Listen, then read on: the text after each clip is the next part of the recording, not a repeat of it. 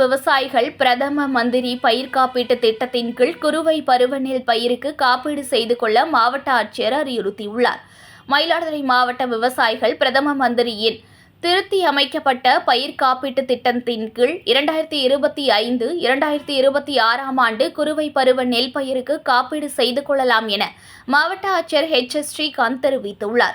இதுகுறித்து அவர் வெளியிட்ட செய்திக்குறிப்பில், மயிலாடுதுறை மாவட்டத்தில் உள்ள மயிலாடுதுறை, குத்தாலம், சீர்காழி, கொள்ளிடம் மற்றும் செம்பனார்கோவில் வட்டாரங்களில் 235 வருவாய் கிராமங்களைச் சேர்ந்த விவசாயிகள் குறுவை நெல் பயிருக்கு பயிர் காப்பீட்டு தொகையான ஏக்கருக்கு 37,600 ரூபாயில் 2% பிரீமியம் தொகையாக ஏக்கருக்கு 752 ஆகும்.